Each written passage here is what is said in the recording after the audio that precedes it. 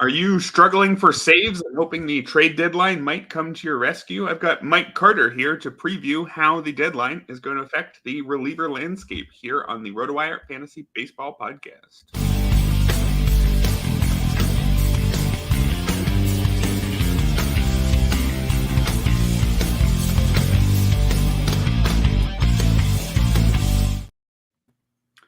Welcome, everybody, to the Sunday edition of the RotoWire Fantasy Baseball Podcast, brought to you by So Rare. Erik Halterman here. My guest today is Mike Carter of Fantrax and RotoBaller, and most importantly, for today's Father's Day episode, a dad. Mike, happy Father's Day. How's it going? Thank you, Erik. I appreciate that. It's going very well. Pleasure to be on with you again. I enjoy coming on and talking things about saves and relief pitchers with you. And it's hot here in Chicago, as you know. Got the grass cut this morning before it got too hot, hoping to be able to head out for a couple of brews later on this afternoon with the family. So I'm looking forward to it. And I hear you got some dad rock in earlier this weekend. I did, and actually got some really good feedback from you about how to prepare for the dad rock, seeing Wilco at the Salt Shed outside downtown Chicago there. Great venue. The advice that you gave me that was pertinent was to wear really good shoes, and I did. And that really helped out because it is full of concrete, as you pointed out. There was no place to sit. There was no place to put a blanket down. It is concrete and salt. Yeah, I've never thought about the floor at any other concert venue, and there's nothing else wrong with the Salt Shed in Chicago, but that floor, it's just so hard. But I'm glad you were comfortable and able to enjoy the show, and hopefully you can enjoy this Father's Day as well. If you don't mind, I'll indulge you in a quick Father's Day story about my own dad, a quick baseball story. He was my high school baseball coach for a couple of years. You being a high school baseball coach may appreciate this. The previous coach right before him was, I'm sure, a well-meaning man, but a pretty old-fashioned, stern man who really liked bunting. And so we spent a lot of time practicing bunting. I don't think we got good at bunting, but we spent a lot of time practicing bunting. But then when my dad took over as the coach, he was not an old-fashioned, stern man. And he realized, you know what? What do high school kids like doing in baseball? They like hitting. Mm-hmm. Also, you know what makes you a good baseball team? If you hit a lot. So he just had so much batting practice all the time. I think his elbow still hurts. He probably should have gotten Tommy John surgery. But guess what? You just do the fun bits people like. And we were actually not bad. I think we had our only 500 season in 10 years either side. So that's the secret. Don't even practice bunting. It's not going to work in the game anyway. Just hit all the time. So well done, Mr. Halterman. Well done. Yes. We have a saying, hit a dinger, don't bunt. Exactly. So let's move things on to the world of professional baseball and not high school baseball here. Some headlines around the league before we get into our main topic of the day, which is how will the deadline affect the closer market? If you need some saves, who are some setup men to maybe go grab now, because they could be closers a month from now. Mm-hmm. We'll get to that in a few minutes. But first, we've got some headlines, including an injury to Yoshinobu Yamamoto, potentially pretty worrisome here, given how important Yamamoto is to the Dodgers and to many fantasy teams. Yamamoto left his start Saturday against the Royals with triceps tightness. This was a start that was actually pushed back by 2 days, initially with no reason given, but now turns out it was because of this triceps issue. We've got a note saying that the injury isn't considered too serious, and also a note saying he's likely to head to the IL. So what do you make of this situation? I'm never happy when I hear a pitcher has any type of arm injury whatsoever. It is such a nebulous area for us as fantasy players to figure out what it is that we need to do. To your point, Yamamoto has been fantastic this year. 6 wins, 2.92 ERA, 84 strikeouts in 74 innings. He's been wonderful. Any IL stint is going to be concerning here. For the Dodgers, they have some depth coming back with Bobby Miller, and Clayton Kershaw should be ready fairly soon. At the very least, they're going to give him a little bit of a rest here. He's made 14 starts on the season so far, and so it seems to reason that he might be in a situation where a little bit of rest, even if he's not seriously injured, would be smart. And he's coming from Japan, where he only pitches once a week. And so this is a little bit different setup for Yamamoto. I'm a little concerned anytime they talk about triceps injuries with pitchers Could be muscle soreness, could be fatigue, or could be something more dastardly than that. So we're going to have to watch and see how that plays out. Yeah, it's not the dreaded forearm soreness, which is probably the most worrisome thing a pitcher can leave with, at least of the common issues. That very often leads to some elbow surgery of some kind, but it's not like other parts of the arm are things we want to see getting hurt either. We will see if this one develops into anything more serious. Sounds like the Dodgers will place him on the IL, at least for precautionary reasons, and maybe only miss 2 starts. Maybe he'll miss much more. Bobby Miller coming back means the Dodgers could just go with a 5-man rotation and not make any changes. If Yamamoto has to miss more time and they go to that 5.5-man rotation, I guess we'll see what they do there. If it's the occasional Brian Yarbrough start or something like that. There was, of course, the other major injury in recent days, Kyle Bradish. There was a question in the chat here. Is Kyle Bradish a drop? I don't know if he will be for me this weekend because we might want to hear a little bit more about the timeline. As of right now, he's hit the IL. He's got a UCL sprain, so he's going to miss more than the minimum 15 days, but there's not yet talk of, and surgery is on the table. So I don't yet know if I'd be dropping him this weekend. And I certainly wouldn't be dropping Yamamoto, I don't think. No reason to believe that one's long-term. But Bradish, would you be dropping anywhere or hoping to wait at least a week? I think it depends on your league context and what you need.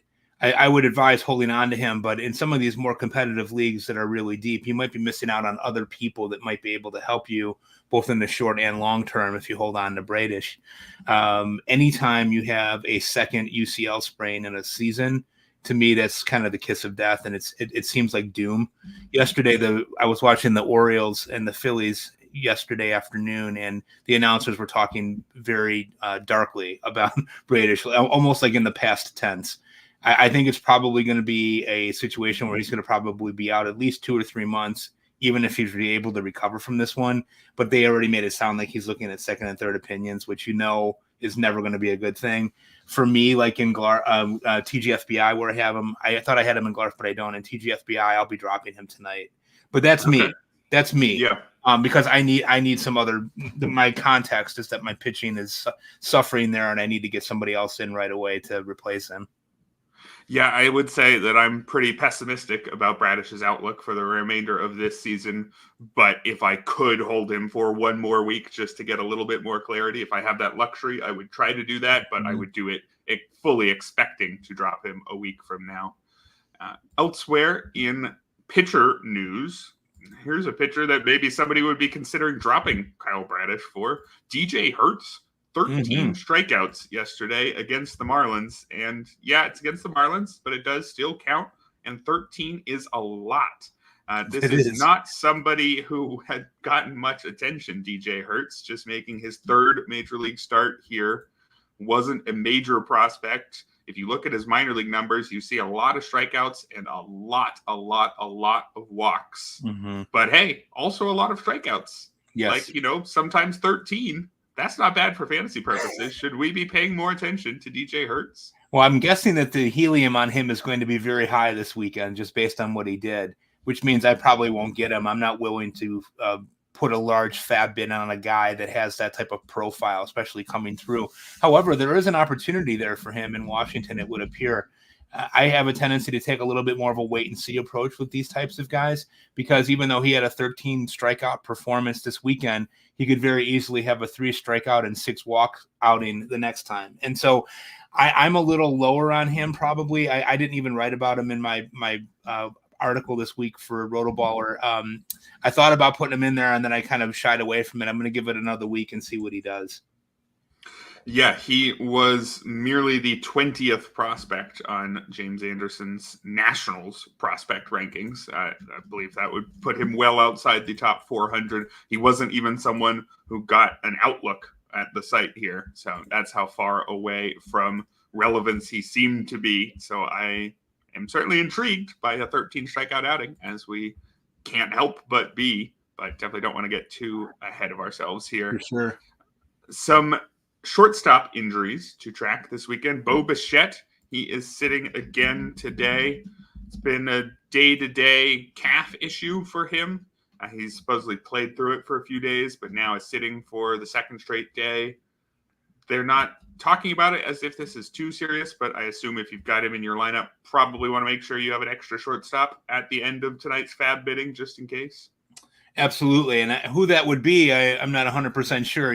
David Hamilton is available in some leagues, and wrote about him this week. He might be an interesting player for you. Tim Anderson showed some signs of life here in the last week, although has no power, no stolen bases, but might be a stopgap if he can kind of catch lightning in a bottle again. I'm a little concerned about Bo Bichette in general. I was kind of down on him this year, kind of going through it anyway, because of the lack of steals last year was really concerning to me. He only stole 5 bases all year, and a lot of people had him penciled in as a 2020 type of guy. And he's really not running very much. If you look at the last calendar year, he's hit about 260 with 6 home runs and 9 stolen bases. You'd be better off having Lenin Sosa on your roster right now than Bo Bichette, which sounds remarkably stupid, but he's actually been far more productive than what Bichette has been over the last couple of weeks. And so I've been telling people anybody who listens to me, which is like 3 people maybe, that Bichette might be a good guy to try to move it while the name value is still high, especially with this on again, off again calf injury. Now, who knows? Toronto kind of mirrors the White Sox in a way in terms of being disappointing. Obviously, the White Sox are disappointed in a much different way, but Bo Bichette and Vladimir Guerrero Jr. and these guys have not really hit that next level that everybody was anticipating they were going to hit, and they could both be trade candidates here over the course of the next month or 6 weeks. So that's going to be really interesting to watch there. Could either one of them get traded and go to a contender where they catch fire and do something different? Absolutely. Are there guys that are better bets for what you pay for in our leagues? I would think that there are. Yeah, I think that makes sense. Bichette was starting to turn things around a little bit, and if it weren't for this temporary injury, if he had another good week, that would have really helped anyone who's trying to sell him.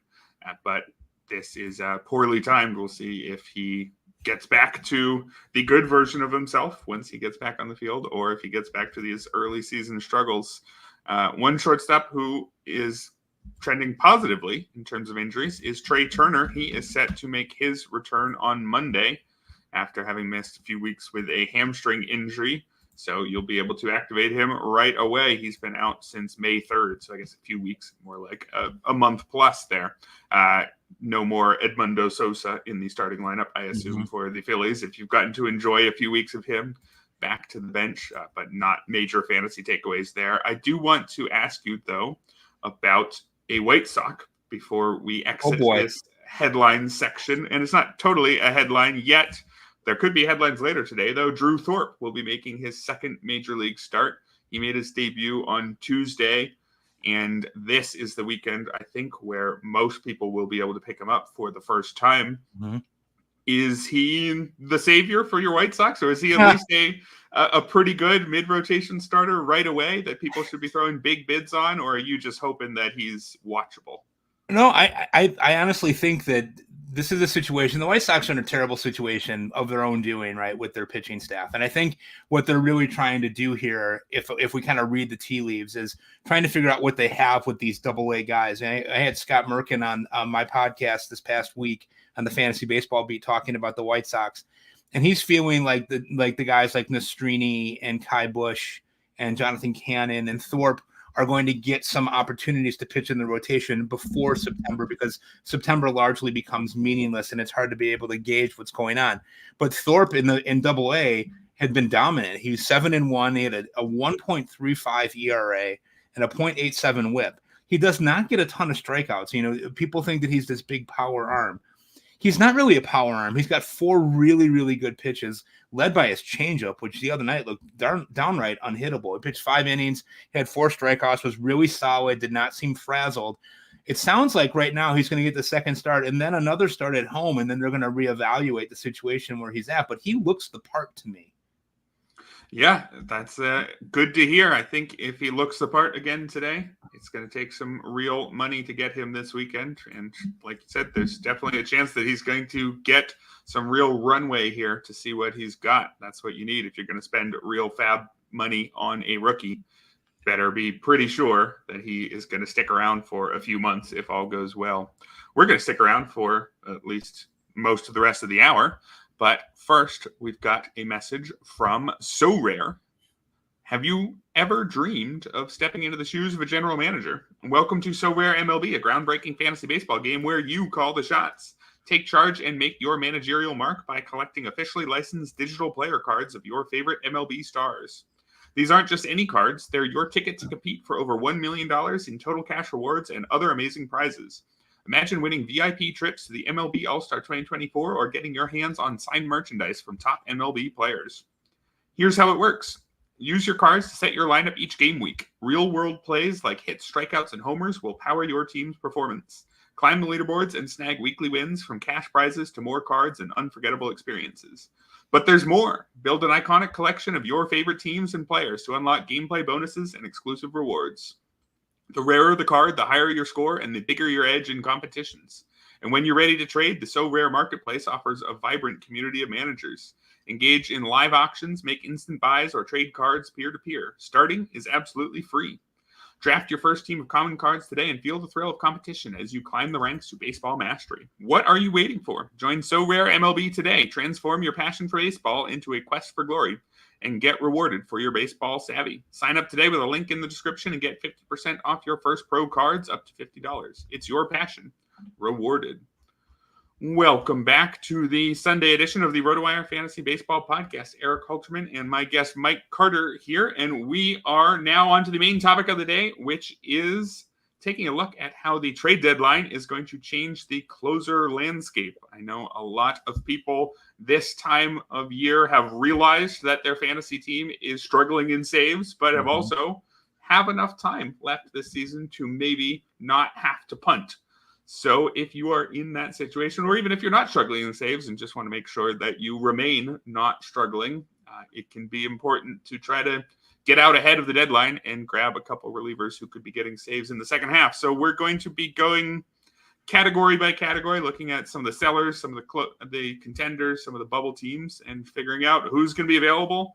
And crucially, of course, Mike, who's going to be available in a way that matters for fantasy, because there are a ton of reliever trades every deadline, but so many of them are an 8th inning guy from a selling team goes and becomes a 7th inning guy on a contender, right? So what we're specifically looking for is selling teams who could sell a guy who's getting saves right now, right? Correct. Absolutely the case. And then, of course, the issue is with any of these sellers, and let's just start with the first one, the White Sox. They could sell the top reliever, right? If that's Michael Kopech, it's probably going to interest some teams. If Michael Kopech gets sold, though, I highly doubt he's going to close elsewhere. So probably what the deadline represents for Michael Kopech is a looming cliff for his fantasy value. Yeah, totally agree. I mean, they're talking here in Chicago as if there are teams that are interested in acquiring Kopech's services.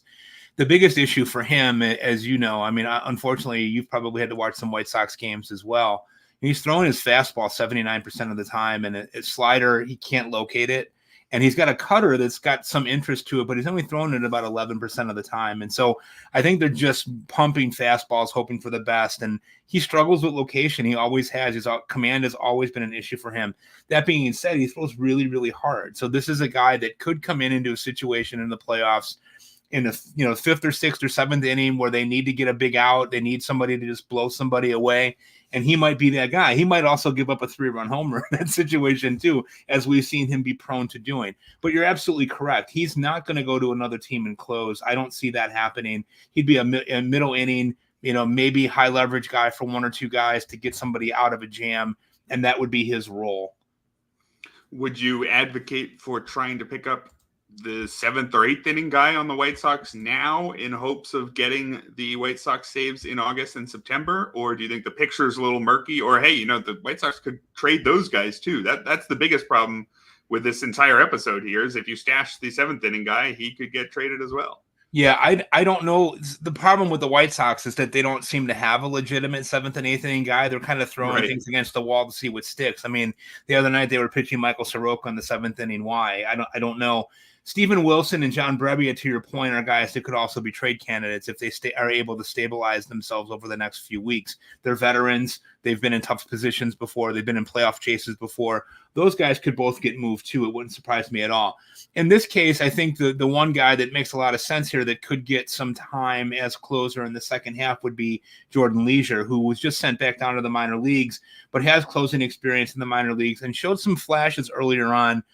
Scott Merkin, when he was on the podcast with me last week, mentioned that he felt like Leisure was kind of hitting a wall. So they're going to go down and manage his innings a little bit, manage his workload a little bit. But to me, he would be the guy that I would look at adding if you have a minor league roster spot and you're looking for somebody that might be able to get you 5 or 6 saves down the stretch. Now, keep in mind, the White Sox are probably going to win somewhere between 40 and 50 games if they're lucky. So there's not going to be plentiful opportunities here. But Leisure would be the guy that I would kind of have circled. They have another guy that they've used in a save situation this past week in Tanner Banks, an experienced lefty who's striking guys out at a 27% clip. Doesn't have great stuff, but he seems to know how to pitch. But it would be Leisure or Banks for me at this point. And also remember, too, that Prelander Baroa is also lurking at AAA as well. They haven't really given him a chance yet. I don't know if they're going to. I would imagine he would get an opportunity at some point. He was the guy that they got in the Gregory Santos trade before the season started. So there's a couple of names there that you might want to earmark for later. Yeah, for sure. And crucially, I think Leisure is far enough away that a team's not going to trade for him. I think that is one of the keys here. If you're not at much risk of stashing Leisure, hoping to get the White Sox second half saves, and then having the Dodgers go out and get Jordan Leisure. I think the Dodgers are going to get Jordan Leisure in 3 years from now is how this thing tends to go. Not right now. Sure. Let's look at some of the other very obvious sellers. The Angels, they could sell Carlos Estevez, but he wouldn't be getting saves on a contender. If he does go, would you be thinking Luis Garcia, Matt Moore? Of course, they're at risk of trade themselves, but they look like potential candidates. Yeah, I would think that would probably be how things would play out there. I mean, Garcia's got 3 saves, but he's got an ERA of almost 5. Matt Moore continues to be kind of all over the map too, although he did get a save last week. You know, one of the things that I think could happen there is if all 3 of those guys could be candidates to move, and then you'd be left with a Hunter Strickland situation or something of that nature where he would get some of those garbage save opportunities down the stretch for them. But they also have a youngster named Ben Joyce, who I think they would love to see become that guy. He's not there yet. They just called him back up. He throws 102 miles an hour. I mean, he's just got a really, really live fastball. He doesn't always seem to know where it's going, and the strikeout rate has not been great given how the velocity of his pitches is. So it could be one of those guys. I would lean.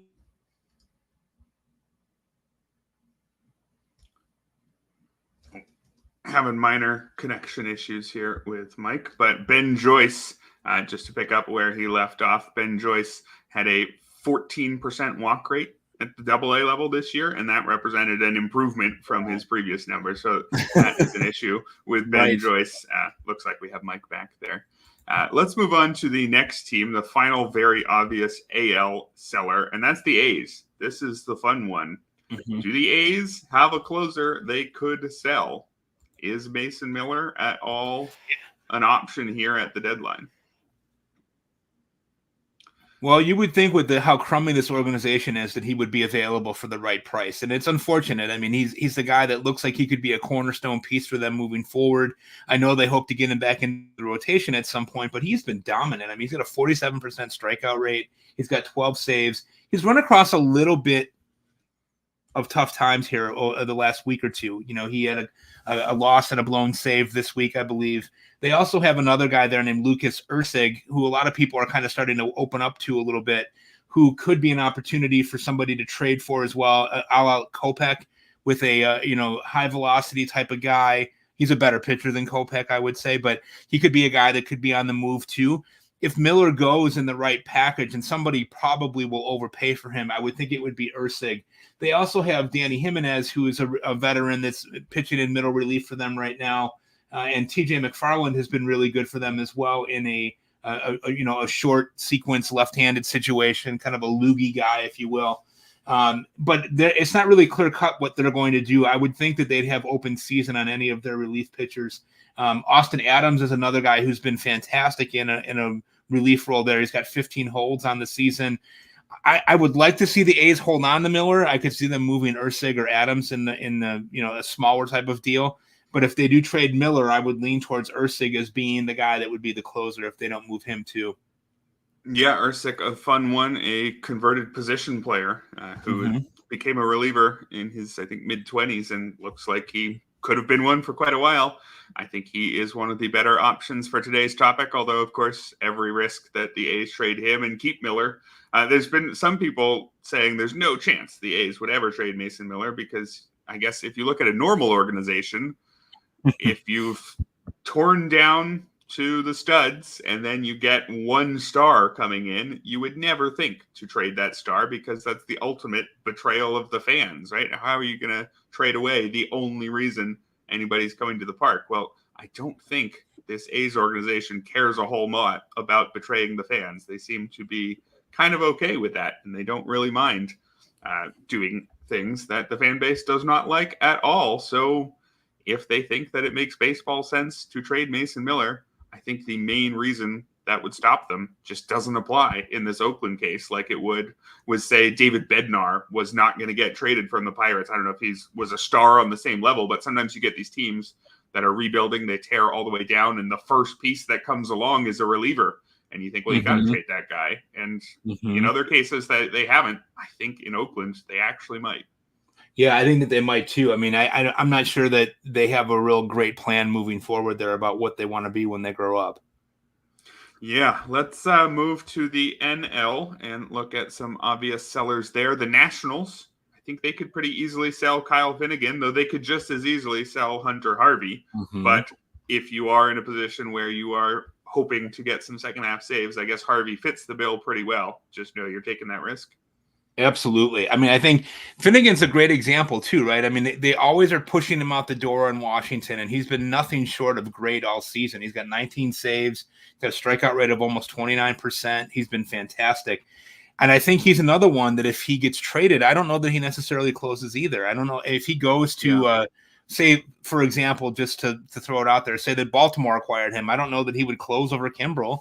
I don't know who he would close over if he goes to a contender. That being said, there are a lot of teams who think that they are contenders who might make a move for a guy like Finnegan and install him as a closer. Like, say, for example, the Chicago Cubs think that they're in this thing. I don't know if they really are or not. They clearly need an upgrade at the back end of their bullpen. He would be a clear upgrade over Hector Neris. You would be a clear upgrade over Hector Neris, right? So the thing is like it depends. The context really matters here. I think if a team that's a contender acquires him, he probably does not fit into a closer role on most teams. But what you said about Hunter Harvey is prescient. Remember, this is a guy with pedigree. He's a first-round pick. His dad was one of the preeminent closers in my childhood, Brian Harvey. He's definitely got the pedigree to be able to do the job.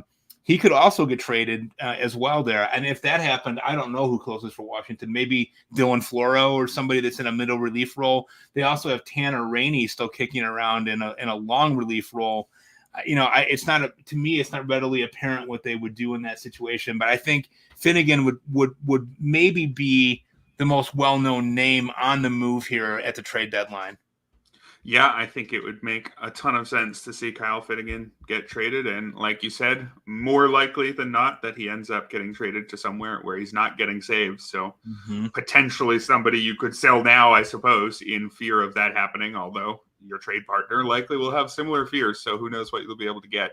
Another NL seller, the Marlins, I suppose they are definitely out of it and could be selling Tanner Scott. I don't know if a contender would trust Tanner Scott to close. So another guy who is potentially at risk of losing his second half saves, I would think. Absolutely. And it's an interesting situation because as dominant as Scott was last year, I think we talked about him on the last podcast as well. He really had one outstanding month where he had in September, he had 9 saves and 3 wins. And that really, really padded his bottom line and made his season look like it was a lot better than what it really was. The problem that you have with Scott is always the command issues, and he's liable to lose it on any given day of the week. Come in and walk 3 guys and then give up 2 hits, and all of a sudden he's given up 4 runs. He is electric. His arm is fantastic, but I think he could be in a situation too where if there's a team that's looking for that dominant kind of lefty coming out of the bullpen, he could be a dynamite guy in the 7th or 8th innings, a setup guy if he's right. to be able to get those types of big outs in the 7th or 8th inning. I don't know that a team like the Yankees or somebody would look at putting him in a closer role over a guy like Clay Holmes, but he could fit in really well on that team as a guy that could come in and get a couple of really big outs 7th or 8th inning in a playoff series. Yeah, that looks like his best role to me. And if that happens, as our commenter Eddie is suggesting here, AJ Puck, do we get AJ Puck back in the closer role if that happens? Boy, it could very well happen, but I mean, this is a bullpen that has really been in disarray all year. They haven't really been able to find anybody that can get anyone out consistently. I mean, Puck did have a tough start to the season as a starter. I think that was probably brought on more by him and his camp than it was by what the Marlins wanted to do, because they quickly moved him back to the bullpen, which is where he belongs. AJ Puck would definitely be a guy that would be in that position. Anthony Bender is another guy that's had some closing experience there for them as well, although he could find himself on the move too. He's got 7 holds on the season, but his ERA is over 5, so it's a little bit of a scary thing. And then Andrew Nardi is another guy that they have who throws really hard. However, he's really been besieged by some bad luck and some issues as well. So my best guess there would be that it would be Puck, unless Puck gets traded. That's the thing about these bullpens, right? Is that teams are – you and I know this, having been following fantasy baseball for years and regular baseball for even longer than that. Relievers are the easiest thing to get at the trade deadline, right? There's always going to be – every team's probably got 2 or 3 guys that they could easily move. So it all depends on how teams view these guys and how they view them as valuable. The same 2 different teams might look at Puck and Scott in 2 different ways and view them as different weapons that they want to use and deploy when it really counts. So I think it's a done deal that Scott will move. And if that happens, I think that they would put Puck back into the closer role and just kind of go from there and see what they have. Yeah, I'm just waiting until Edward Cabrera finally gets to be unleashed as a closer. I think he's going to be a great one day, but I don't think that that's happening quite yet. No, I totally agree with you. It was funny that you bring up Cabrera, because before the season started, I thought about that with Sixto Sanchez. I thought, well, that guy might be an interesting closer. But Cabrera is the guy that would really be an interesting weapon. Like, you could see almost like an Edwin Diaz type of comp there if Cabrera got that kind of a job. Yeah, can't stay healthy, can't find the plate, but has great stuff. That's what relievers look like to me. So one of these days, I don't know if it's coming this September. I think we can skip over the Rockies. Nobody in Colorado is getting traded to a high leverage role anywhere. And if they do trade their top guys, you don't want the current Rockies closers, so you don't want the guys who are coming in after that, right? Isn't it Todd Zola that says never a Rockies pitcher ever? Any kind of pitcher? I think so. I've made that mistake before, my friends, many, many times. Avoid the Rockies at all costs. And then finally, I have the Mets as a seller and not a bubble team. I guess they're maybe only 1 win behind some of the worst teams that I called bubble teams, but they're not trading Edwin Diaz, are they? I don't think so. Not with that contract. It would be far-fetched for me to think of anybody taking on when he's still owed over $80 million, I think, on the contract that he has.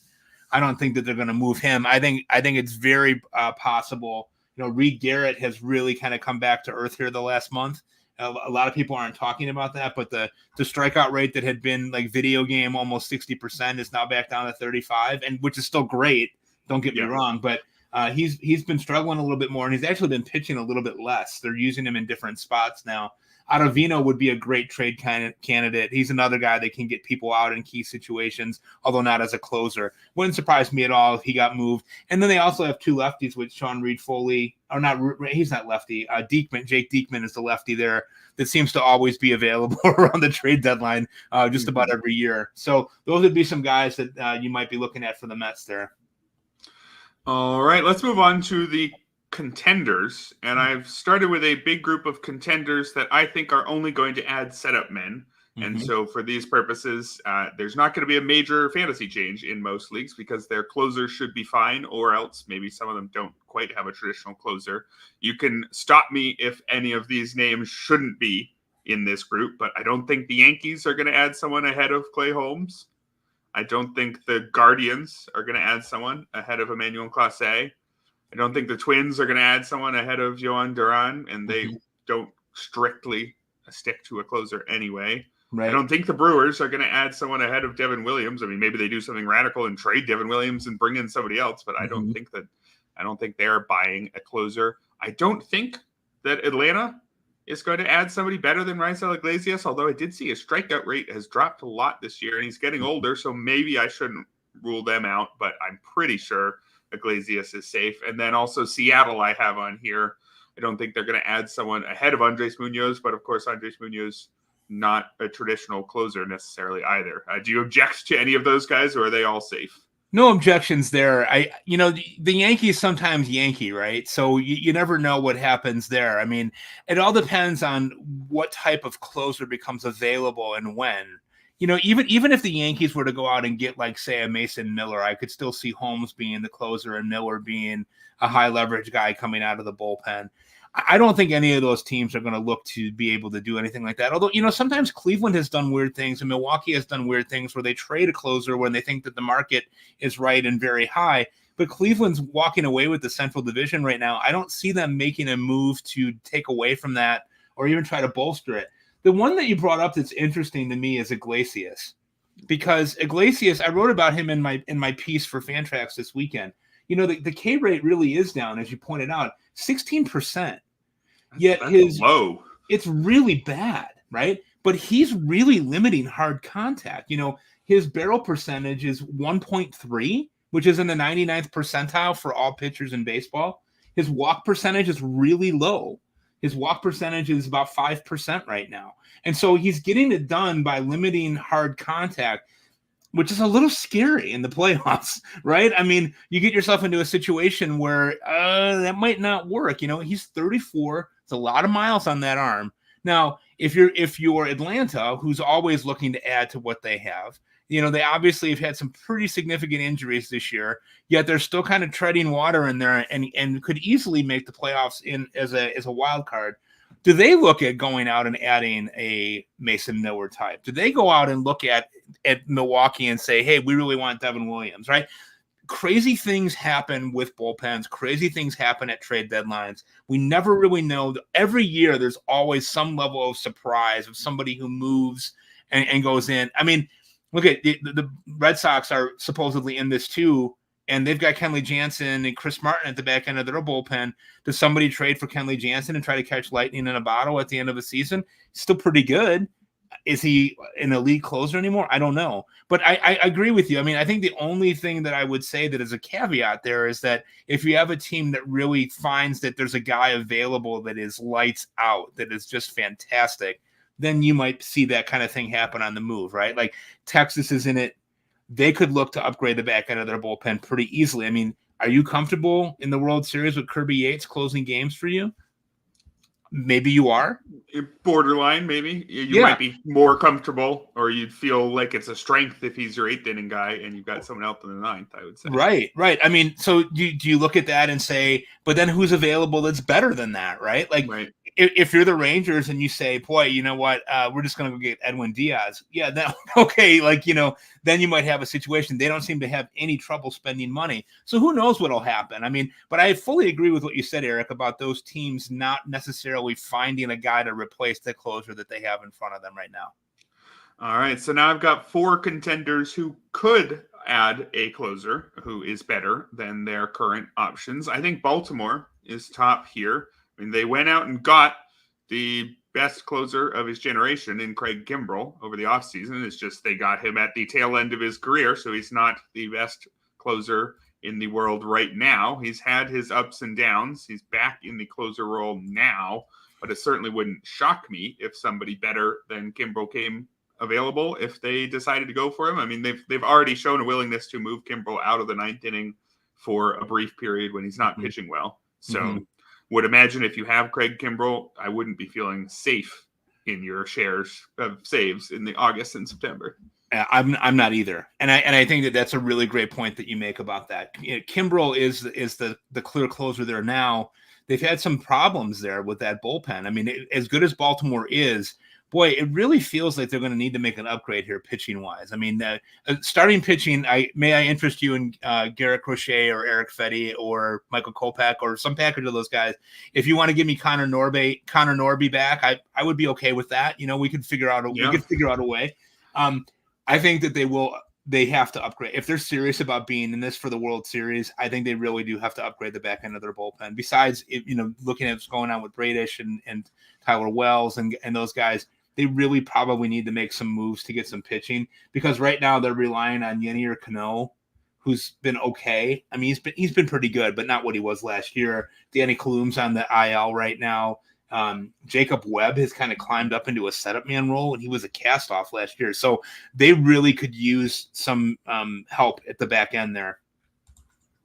Yeah, for sure. And it could be, I suppose, just, bringing a Tanner Scott back as an 8th inning guy or something like that, but it could certainly be an actual closer. How about the Royals? I'm putting the Royals in the contenders bucket, not the bubble teams bucket, given the way they've performed. And James MacArthur, I don't think is the best closer in the world. His ERA 5.08, his WHIP 141. He's got 12 saves, but I would imagine if the Royals are serious about competing this year, this might be the easiest spot to add a closer, because a lot of those guys we talked about at the start, where we said, yeah, okay, if they get traded, they're probably not going to close. They actually could close in Kansas City, right? Even the Carlos, I don't know about Carlos Estevez, maybe Kyle Finnegan. He probably closes here, wouldn't he? Absolutely. And I think Estevez would close here too, quite honestly, if they were able to get a guy like that. I think I get a lot of questions about the Royals bullpen because, nobody really wants to like MacArthur, which I get. But then people will say, well, they've got John Schreiber, who's been fantastic. Schreiber's not a closer. He doesn't have that type of stuff. He's been really, really good in a setup role there. He's got 15 holds, but he's only got a 16% strikeout percentage. And this is not Raisel Iglesias. This is not a guy that's got the pedigree behind that. So I definitely think that the Royals should be upgrading their bullpen if they can. I can definitely see them going in after a guy like Estevez, or, even a guy like Tanner Scott would be an upgrade for them most likely. This could be a spot for Kenley Jansen too, if Boston decides to make him available. I don't know what's going to happen there. I don't know how much they're going to be willing to pay. We know that Kansas City is not usually willing to kind of pony up. They also have Nick Anderson, who's kind of rounding himself into shape a little bit too, who's got some closing experience, but he's been a little rocky too. So I would definitely look at the Royals as acquiring somebody that's got some closer experience to bump MacArthur back down to an 8th inning role and then kind of bump everyone else down. With the Royals are going to win the World Series because they have Will Smith. So we know that they're going to win the World Series. It's just how they're going to get there, right? Right, and probably without Will Smith pitching in the 9th inning, but just as a mascot of some kind. I've got two other contenders who I have in this group of could add a closer, but with some asterisks here. The Dodgers and Phillies, they don't really use a traditional closer. They just use a top preferred high leverage guy in Evan Phillips for the Dodgers and Jose Alvarado for the Phillies. They each are happy to give other guys the occasional save as well. A Daniel Hudson or an Alex Vesia for LA, or a Jeff Hoffman for the Phillies. I think either of those teams could add a bullpen weapon. And if that bullpen weapon is Mason Miller tier, maybe that guy is pitching in the 9th inning nearly all the time. But most likely, I would think the Dodgers and Phillies are adding someone who's slightly worse than Evan Phillips and Jose Alvarado, because most relievers are worse than those guys. It's interesting because the Dodgers, they really like their back end of their bullpen right now. With Blake Trinan has been pretty good since he's been back. Daniel Hudson's been pretty good since they're back. Joe Kelly is there. Brusdar Graterol is another guy that they have. That both of those guys are hurt right now, and they're anticipating that they're going to be back at some point. Yeah, it's hard to know exactly what the Dodgers want to do here. They seem to really, really like Phillips and trust him, and for good reason. He's been really, really good. He kind of flies under the radar because he's not a guy that's got the big strikeout numbers. They're good strikeout numbers. They're not bad, but he just gets the job done, and those guys ahead of him seem to get the job done. I could see the Dodgers making a move where they fortify that middle part. They're getting by with Michael Grove right now. Alex Vesia has been pretty good for them. They could really look at adding some middle guys there to kind of strengthen what they have going on there. So, maybe they're looking for a Kopech. Maybe they're looking for a guy like a Finnegan or a Harvey to kind of put in the middle there. They don't seem to be too worried about the back end of it, whether we think that they should be or not. And the Phillies are always an interesting case, right? Because boy, when you look at that bullpen, as I do every week, it is always sort of mind-numbing to see how they're doing stuff, right? Like So Jose Alvarado, to your point, before the season started, I wrote, and I stand by it, that he would get about 60% of their saves. He's got 12 right now. Jeff Hoffman's got 5. Sir Anthony Dominguez got 1 this week, which was his first. Soto's got 2. They also have a Ryan Kerkering there that is really kind of burgeoning and looks like he could be the guy that emerges there.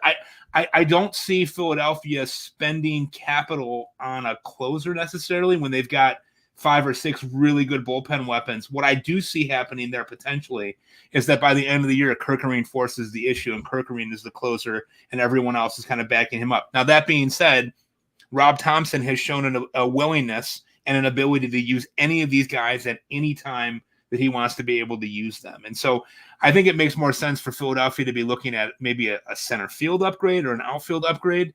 May I interest you in Luis Robert?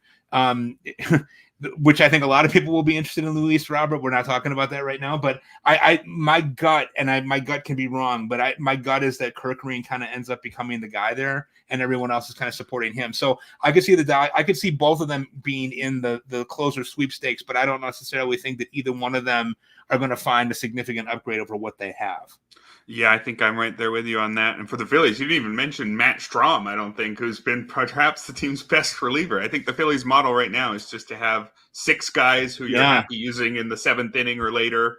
And whoever's hottest in the playoffs, they'll get the saves in the playoffs. And that could well be Kerkering, like you said. Yeah, and Strahm is a really interesting case, right? Because he comes in and he throws 10 pitches and he gets a win. Or, you know what I mean? Like, there are times where he pitches multiple innings. It's hard to pinpoint. This is one of those situations I got into a conversation with a lot of people about who were ranking Alvarado as like a top 10 closer. I said, by stuff, okay, but by results and what you're going to get, no way. You got to really think about what it is that you're doing, right? Because saves don't have to be sexy. We would like for them to be, absolutely. But he's not going to get 30 saves on this team. He might end up with 20. Yep. You know, and you got to think about that. You got to think about that piece when you're drafting these guys. For sure. Let's move on to the bubble teams right after this message from Prize Picks. Prize Picks is the best way to get action on sports in more than 30 states across the country. Prize Picks is really simple to play. I can make my picks and submit my entry in less than 60 seconds. You just pick more or less on 2 or more player stats and watch the winnings roll in. And you can use the RotoWire Picks page for help there. Also, the RotoWire Picks app that we recently rolled out. Just looking at what our page suggests for tonight's Red Sox-Yankees Sunday night baseball game suggests more on Cutter Crawford's strikeouts, also more on his fantasy score, potentially in line for a strong outing tonight. Cutter Crawford, says the RotoWire Picks tool. Quick withdrawals, easy gameplay, and an enormous selection of players and stat types are what make Prize Picks the #1 daily fantasy sports app. Download the app today and use code ROTOPOD for a first deposit match up to $100. That's promo code ROTOPOD for a first deposit match up to $100. Pick more, pick less. It's that easy. Welcome back to the RotoWire Fantasy Baseball Podcast. Mike Carter and I wrapping up our tour of the trade deadline, previewing what closers could be on the move and who will be getting saves if and when they do move. There's a whole bunch of bubble teams right now, Mike, and this list will shrink in a few weeks, in a month. Some of these teams will be definite sellers or definite buyers. And these are the teams, I think, where some of the speculation could be most productive because these teams are still decent, right? Even if they sell at the deadline, they'll still be winning at maybe a 75 win pace over the final 2 months. So you should be able to get a decent number of saves. It's just who will they be coming from? So let's breeze through these teams because we've got maybe 15, 20 minutes left here. If you don't think they're going to trade their closer, we'll just skip them. And if you do, and there's an obvious guy to go get, tell me that obvious guy. So the Blue Jays, currently Jordan Romano's injured. If the Blue Jays fall out of it, he could go, but it's probably because he'd be hurt. It would probably be Jimmy Garcia who gets traded, I suppose. And then who's left? I don't think Toronto's in it. I think that they should probably field offers for the guys that they have. Yimi Garcia has been fantastic for them, but he's only had 1 save opportunity in the last 8 or 9 days. So I think that a team would look to acquire him and use him in a similar role to what Houston did when they had him, when they were successful, a 7th inning role. He's probably not a closer on a contending team. I think in the right trade market, Romano could also be a guy that could be had too, but he's got to prove that he's healthy first, which he's not been able to do. Right. Kenley Jansen also could get moved for the Red Sox. Who knows whether or not he is still viewed as a closer by all of the contenders, but there's at least one or two who could probably want him. I mean, the Royals could go get Kenley Jansen and use him as the closer. That wouldn't be crazy to me. If Kenley Jansen goes and the Red Sox don't trade their 7th and 8th inning guys, who would be getting the saves? I think that the best candidate there for saves would be Justin Slayton at this point, who's really kind of moved up the ranks this year. I think they're also going to probably trade Chris Martin. But remember as well, we talked about this the last time we were on, they have Liam Hendricks waiting in the weeds, who it looks like he's going to try to pitch this year. He was reporting when the Red Sox were in Chicago, he was reporting that he was getting pretty close to being able to throw and that he would go on a rehab assignment.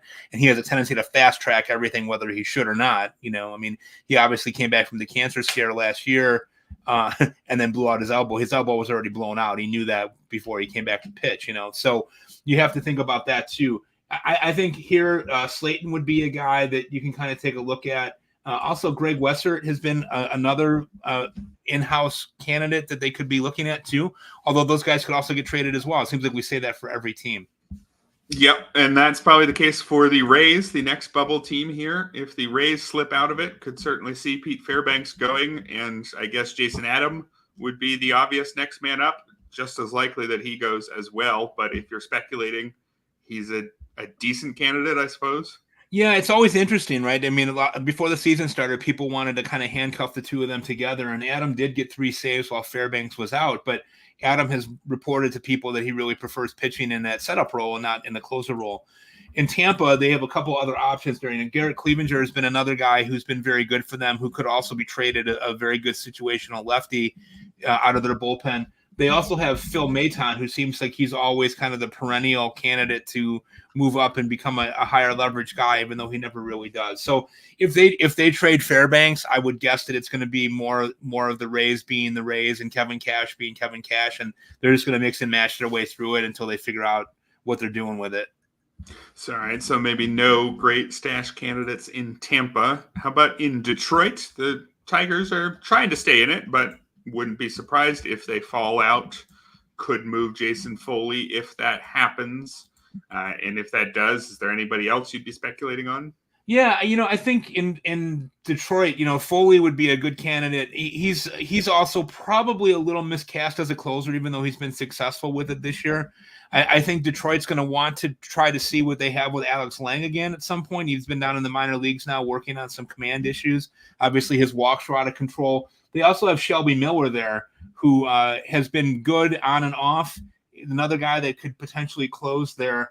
And they also have Andrew Chafin, who's pitching in middle relief right now, who's closed before, even though he's not really being used all that much at this point. So they have some options there should they move on from Foley. All right, the next bubble team here, the Rangers, didn't expect to be a bubble team, didn't want to be a bubble team after winning the World Series last year. Would be kind of surprised if they sold, but they also kind of have a weird roster with a bunch of old guys, especially in the bullpen.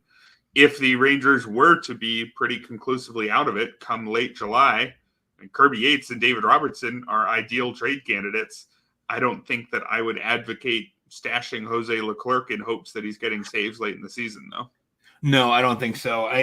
My hunch here, I mean, if they end up moving those guys, I think that they're going to probably move to being all in. I mean, they're expecting DeGrom back at some point. Scherzer might be back as early as this week. God only knows what we're going to get out of those guys.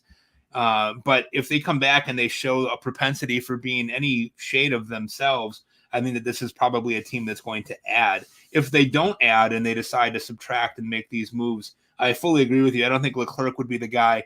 The one guy that I've always been interested in seeing in an opportunity there would be Jonathan Hernandez, who's rumored always to have been wanting to be the closer, and he's never really acceded to the top of the ranks there to be able to get that. So it'll be interesting to see what happens there, because you're right. They should be better than what they've been. They've had some injury issues, and I know Seager's been kind of day-to-day and a little banged up right now. They've not really gotten great production out of their outfield either, which is kind of flying under the radar a little bit. Elsewhere in the state of Texas, Houston is in a kind of similar situation. Definitely did not expect to be near the back of the bubble teams at this point of the season. but a real chance that the Astros fall out of it, given where their record is right now. Mm-hmm. But I think we can skip them here because even if they do, they're not trading Josh Hader, are they? I don't think anybody's going to, I don't think anybody's super interested in him, and I wouldn't be either. I mean, there's just a lot of risk there and a lot of money that's owed. They could easily move Ryan Presley or Brian Abreu as well, who would be very valuable pieces at the trade deadline should they decide that they're out of it. All right, and jumping over to the NL bubble teams, the Reds, if they fall out of it, Alexis Diaz, I suppose, could be traded. Although if they fall out of it, probably part of the reason is that Alexis Diaz just continues to struggle. So maybe you'd advocate picking up Fernando Cruz as a potential future closer, not even for trade-related reasons, but just for depth chart upending reasons. Yes, I do have Fernando Cruz stashed in Glarf at this point as a guy that I thought at the very least he can get you a lot of strikeouts if he's pitching a couple innings a week. It's better than having a crappy fifth starter. Using a guy like that, I feel is more helpful to my bottom line. Cruz definitely could be a guy that's in there. He's got 13 holds. So he got a 42% strikeout rate, which I really, really like. And Diaz could be a guy that if he actually heats up a little bit, even if the Reds do not, he could be on the move as well. Sticking in the NL Central, the Cubs certainly would hope to be adding bullpen pieces. This is one of these bubble teams that has a very obvious weakness at the back of the bullpen. And if they become a non-bubble team, it would be maybe because they've finally sorted that out and added a big piece at the back of that bullpen. But if they do become sellers, I guess Hector Neris could be on the move, but given the way he's pitching, I'm not sure he's not going to be closing anywhere. No. Who would be coming up next? Boy, that's Mark a good question. Leiter? Yeah, I mean, Mark Leiter is another guy that could easily get traded as well, even though he's not pitched very well over the last 6 weeks. He had a great season last year, got off to a really good start this year, but he's not been super outstanding. They have Yency Almonte and Adbert Alzolay and Julian Merriweather are all on the IL right now, and short of them coming back, boy, if they really think that they're in it, they really need to upgrade the back of this bullpen. Personally, my thought has been I would really like to see Ben Brown close if he was given the opportunity to do so, but he's also currently on the IL as well.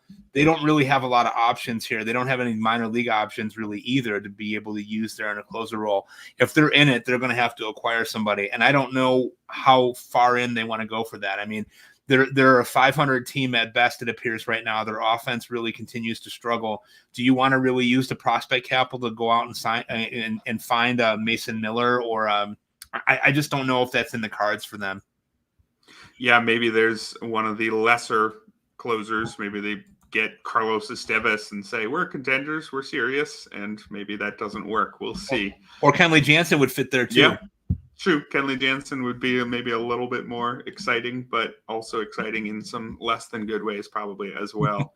Elsewhere in the NL Central, by the way, we're going to mention all four of the other NL Central teams here. We talked about the Brewers as a contender, but the Cardinals, they are still on the bubble. Haven't been a great team, but this division is not great. Basically, everybody in the NL is still in it.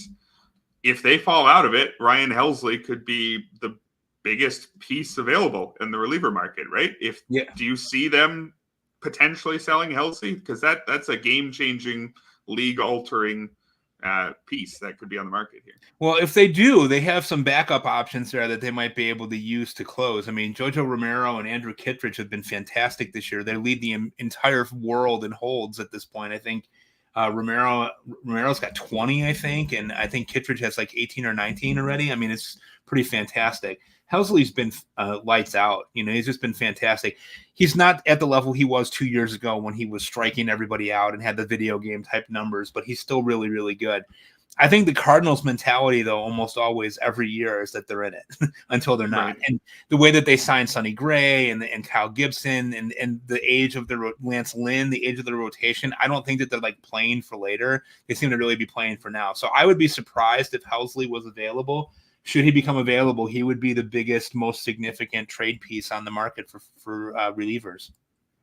Yeah, I think so. I guess it would be him or Mason Miller if we're hoping for the exciting version of the deadline from a reliever perspective. It's the Cardinals fall out of it, decide they're moving Helsley, and the A's decide, you know what, Mason Miller is actually a trade piece. We could potentially see either of those guys, and those would be, I think, the two pitchers who could even threaten the job of someone like, I don't know, maybe even a Clay Holmes. I don't think so. I think he's probably too good. But if we're talking about those contenders who will only add setup men, maybe the outside chance they add one of these two. Finally, in the NL Central, the Pirates, if they fall out of it, they're just sticking around at the back of the race. Do you think David Bednar could be on the move? If he's on the move, I imagine Aroldis Chapman's on the move too. So I kind of doubt that Chapman as a stash hoping for Pirate saves is a great play. No, I don't. It's funny. The Pirates have been pretty adamant about not moving Bednar, who's a native Pittsburgh guy and sort of a hometown favorite. They've been pretty adamant about not moving him. And I think the Pirates are kind of inching towards this idea that they might be contenders. I mean, they've got a big three in their rotation that's really good. They have another guy at AAA right now, and I can't remember his name off the top of my head, that is close to coming up and joining those guys at some point here, who's been pretty dominant. Braxton Ashcraft. Yes, thank you. I almost said Graham Ashcraft. That would have been wrong team, wrong guy. Yeah. Talk about another guy who should close. That's Graham Ashcraft. Yeah. But I think that they're going to keep Bednar. I don't see them moving him. If they did move him in some way, shape, or form, Colin Holderman has been really, really good the last month or so. His ERA is under 1. His strikeout rate's almost 28%. He would be a guy that would seem like a natural fit as a closer, but you're absolutely right. If they move Bednar, there's no reason to hold on to Chapman either. It would be probably Holderman. Carmen Ladzinski was a guy that could be part of that conversation, but not right now. He's just been kind of stuck in middle relief and just kind of been pedestrian all year. All right, we've got 3 NL West bubble teams to close it out. The Padres, if they slip out of the race, I would imagine Robert Suarez is gettable probably by one of the contenders, and he is probably not quite in that Helsley Miller tier, but this would be a real reliever who would move ahead of some decent closers on some contenders. For sure. If Suarez goes, though, Jeremiah Estrada is very exciting next man up, but I would imagine there's a pretty high chance Jeremiah Estrada ends up on a contenders roster if the Padres fall out of it. Yeah, absolutely could. And, this is AJ Preller we're talking about. So, again, never out of it. Rumors this week that the Padres were very interested in talking to the White Sox about Garrett Crochet and adding some rotation help there. If they do that, then I think that answers your question. They're not going to be looking to get rid of either one of those guys. Estrada would be an interesting piece to add. Another guy that's been really, really good that if they do fall out of it could open some eyes is Adrian Morejon, who has been besieged by injuries the last couple of years, but has been really, really effective over the last month. All right, and elsewhere in the NL West, the Diamondbacks, if they slip out of it, I would imagine Paul Sewald could easily be moved. Probably he's the type of pitcher who would go into the 8th inning for a contender, or, if he goes to the Dodgers or Phillies, be part of that mix where you get an occasional save. I think that's the level that he's at these days. He's so underrated. He's so underrated, and this is a guy that always ends up in the league leaders for saves. He's not spectacular. He's not fancy. He just gets the job done. Definitely, if the Diamondbacks fall further out of this thing, Sewald will be available, as would probably Kevin Ginkel, which would leave us probably there with Justin Martinez being the next man up, who has been really, really fantastic. Started the season as their long reliever and has now moved into a high leverage role in the 8th inning there along with Ginkel. Justin Martinez is another one of these guys that throws over 100 miles an hour. So he would, to me, be the next man up should they move Sewald and or Ginkel. Yeah, 0.36 ERA for Martinez. That seems pretty good. Yes, and I would say so. The final team here, the San Francisco Giants, are just on the very back edge of the playoff race right now in the very mediocre NL wildcard mix. If they fall out of it, Camilo Doval, is he a trade candidate? And if so, who's up next? Boy, that's a good question. I mean, I don't see the Giants. The Giants are another one of those teams that always seem to find a way to stay in it, that are always kind of scratching and clawing, and they've been besieged by some injuries as well. Patrick Bailey's been fantastic for them, and he's been hurt on and off. Lamont Wade has been really good for them, and he's been kind of on and off. We'll have to see how that all plays out for them. Yes, Doval would be a big piece if he were able to be on the market. Should he go on the market, they have a plethora of options there that they could look at to close. Tyler Rogers is always their top setup guy, but his brother Taylor has twin brother Taylor, I should say, has a lot of closing experience, even though he doesn't have any saves this year. To me, if they moved on from Doval, Taylor Rogers would be a guy that would be in the mix there, but also Ryan Walker is another guy who's been fantastic in a middle relief role. San Francisco seems to just produce these guys every year, don't they? They always end up finding guys that get big outs in the middle innings, and you're like, who the heck is this guy? And then you kind of learn and see. So Walker would be a guy that might be on the radar there. Taylor Rogers, again, because he does have experience. He's had a couple seasons where he had over 30 saves. I would guess he would be the guy that would be the next man up first. All right, so that's going to do it for our tour of the league. We managed to cover 30 bullpens in just over an hour. Not bad, Mike. Wow. Hopefully we got enough names for everybody. There's one or two names in most of those bubble teams, especially, who could certainly step up. Although, as we've talked about throughout the show, it's a tough business here because if you're trying to speculate on the next man up, there's every chance that the next man up gets traded as well. We often see a lot of relievers get moved at the deadline, but hopefully some of those guys end up getting saves for you in August and September and helping dig you out of a hole or maybe get you over the finish line. But that's going to do it for today's RotoWire Fantasy Baseball podcast brought to you by So Rare. Thank you to the listeners and chatters. Thank you, Mike. Do you want to tell the listeners where they can find your work?